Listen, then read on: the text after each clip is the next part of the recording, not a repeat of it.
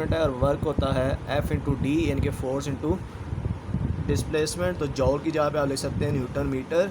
नीचे आ गया coulomb into ampere था स्टूडेंट, कूलम की जगह पे आप लिख सकते हैं एम्पेयर इंटू सेकेंड, वो हमने लिख दिया। अब स्टूडेंट जो न्यूटन है, सिर्फ न्यूटन एन की जगह पे, ये सिर्फ जो न्यूटन एन है, इस एन की जगह पे हम क्या लिख सकते हैं, केजी मीटर पर सेकंड स्क्वायर, क्योंकि न्यूटन फोर्स का यूनिट है और फोर्स बराबर होती है केजी मीटर पर सेकंड स्क्वायर के। ठीक है, तो स्टूडेंट अगर आप इसको लिखेंगे अब कंबाइन करके तो ये लिखा जाएगा। अब केजी की डायमेंशन मैस एम, मीटर की लेंथ उसका स्क्वायर, एम्पेयर का आई और एस का टी लिखा जाएगा, इसको आप स्क्वायर ब्रैकेट में बंद कर। तो ये थी हमारे स्टूडेंट रेजिस्टेंस की डायमेंशन। इस तरह स्टूडेंट स्पेसिफिक रेजिस्टेंस, जिसको हम रेजिस्टिविटी कहते हैं, अगर हम इसकी डायमेंशन देखें तो स्टूडेंट इसी एमसीक्यू प्रैक्टिस का आप लेक्चर नंबर 2 देखें, वहाँ पे मैंने रेजिस्टिविटी की डायमेंशन आपको बनाना सिखाई थी। तो यहाँ पे फिर से वही एमसीक्यू है, ये देख लें आप, इसका सोल्यूशन ये है। ठीक है, यहाँ से ये बनेगी। क्या फ़र्क पड़ेगा स्टूडेंट, देखें ओहम इंटू मीटर इसका यूनिट है स्पेसिफिक रेजिस्टेंस का। तो ओहम की हमने ये बनाई थी, ये देखें ओहम का यूनिट ये बनाया था kg metre square ampere per second cube. तो देखें ओहम की जगह पे ये जो ओहम है, इस ओहम की जगह पे तो हमने इसकी वैल्यू लगा देनी है। क्या लगा देनी है वैल्यू ऊपर से, ये देखें केजी, ये वाली value kg metre square per ampere square per second cube. 7 students, ये जो मीटर है वो 7 आ गया। ठीक है, सो हमारे पास क्या बन जाएगा, ये मीटर ऊपर मीटर से मल्टीप्लाई मीटर क्यूब बना देगा। यहाँ पे ये एम्पेयर स्क्वायर आएगा, क्यूब नहीं आएगा। ठीक है, यहाँ पे भी। तो स्टूडेंट डायमेंशन फिर क्या बनेगी,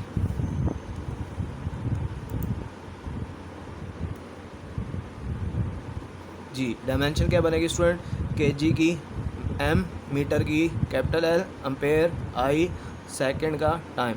तो पावर्स को आप अरेंज करें तो ये आ जाएगी हमारे पास किसकी dimension, specific resistance ohm metre की। ठीक है, ओहम और मीटर भी साथ लगेगा। इसके बाद स्टूडेंट नेक्स्ट देखें, for what value of R equivalent, R equivalent की क्या वैल्यू ली जाए कि वो आर के बराबर हो। ठीक है, तो स्टूडेंट अगर आर जो है वो इक्वल हो पैरेलल कॉम्बिनेशन की इक्विवेलेंट रेजिस्टेंस को 2 को मल्टीप्लाई करने से, तो फिर हमारे पास आर और इक्विवेलेंट रेजिस्टेंस क्या होते हैं, इक्वल होते हैं।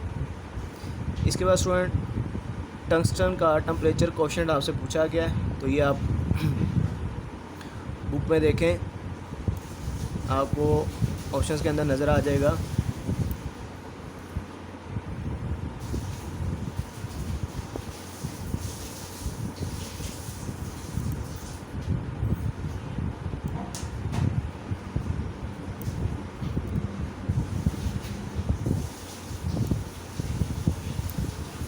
जी, ये आपके पास जो है वो ऑप्शन मौजूद है।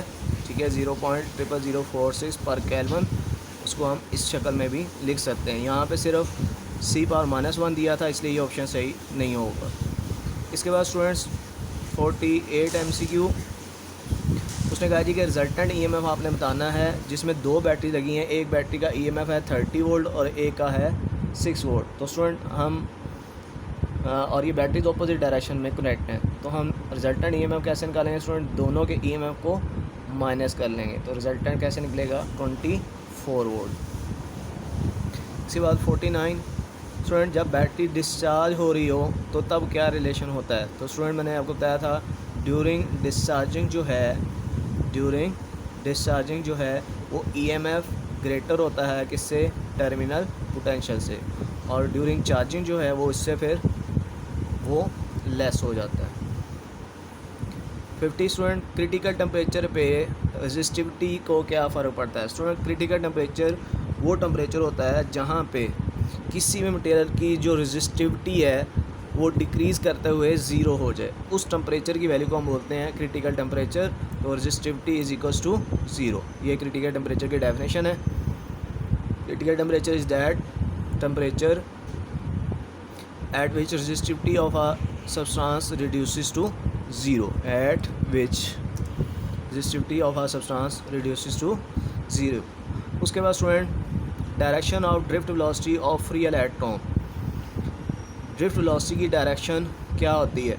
तो स्टूडेंट ड्रिफ्ट वेलोसिटी में electrons opposite to electric field, opposite to electric field सारे के सारे ड्रिफ्ट हो जाते हैं। अगर आप मेरा लेक्चर नंबर 2 सुनेंगे तो उसमें इसकी आपको डायग्राम भी मिल जाएगी। इसके बाद स्टूडेंट हमारे पास 52 MCQ है। A uniform wire of resistance 16 ohm is stretched uniformly to twice of its length, then resistance of the wire। हमने एक यूनिफॉर्म वायर ली है, 16 ओम उसकी रेजिस्टेंस है, उसको हमने स्ट्रेच करके डबल कर दी है। ठीक है, तो आपने रेजिस्टेंस पे फ़र्क बताना है। स्टूडेंट देखें, स्ट्रेच वायर के लिए देखें रेजिस्टिविटी पे तो कोई फ़र्क नहीं पड़ेगा ना, क्योंकि वायर वही है। वायर चेंज करते हैं तो रेजिस्टिविटी चेंज होती है। तो रेजिस्टिविटी रॉ प्राइम और रॉ ये आपस में इक्वल रहेंगे, इनमें कोई चेंज नहीं आएगा। अब रॉ का फार्मूला है RA/L, इधर भी हम पुट करेंगे RA/L। अब स्टूडेंट बाकी देखें R प्राइम उसी तरह, L प्राइम उसी तरह, लेकिन एरिया के जगह पे हमने क्या लिखा? Volume per unit length. ठीक है, यानी कि यहाँ पे बेसिकली जो एरिया अगर हम देखेंगे तो एरिया के जगह पे हम क्या लिखेंगे? स्ट्रेच वायर के लिए, स्ट्रेच वायर के लिए याद रखना है एरिया को हम कैसे लिखेंगे? Volume per unit length. ठीक है, और इधर भी लिखा जाएगा वॉल्यूम पर यूनिट लेंथ। अब वॉल्यूम पे कोई फ़र्क नहीं पड़ा, वॉल्यूम से कैंसिल। ठीक है, और यहाँ पे देखें ये L इस L से मल्टीप्लाई L स्क्वायर, और इधर L प्राइम से मल्टीप्लाई L प्राइम का स्क्वायर। इसमें से आपने R प्राइम निकालना है, L प्राइम स्क्वायर उधर जाके मल्टीप्लाई हो गया। अब स्टूडेंट उसने कहा था कि आपने लेंथ को डबल किया है, तो जहाँ पे L प्राइम है वहाँ पे आ जाएगा 2L। ओपन करें, ये शक्ल बनेगी। इसमें से L स्क्वायर से कट गया तो क्या बचा? 4 × R। अब R उसने कहा था कि हमारे पास कितनी है? 16 ओम की वो रेजिस्टेंस है, तो टोटल रेजिस्टेंस कितनी हो जाएगी स्टूडेंट? 64 ओम। इसके बाद स्टूडेंट ये MCQ देखें, ये 4 रेजिस्टेंस हमें स्टूडेंट्स गिवन है। ठीक है, उसने पूछा जी कि R4 की क्या रेजिस्टेंस होनी चाहिए। ठीक है, R4 की क्या रेजिस्टेंस होनी चाहिए कि ब्रिज जो है वो बैलेंस हो जाए। तो देखें हमने पढ़ा था to balance the bridge the fourth arm resistance must be 10 ohm which is 40 ohm at present. ठीक है, तो ये देखें 1/R4 is equals to 1/R plus 1/40। यहाँ पे आप वैल्यूज़ पुट करें, हमारे पास R की वैल्यू क्या निकलेगी? 13.3 निकलेगी।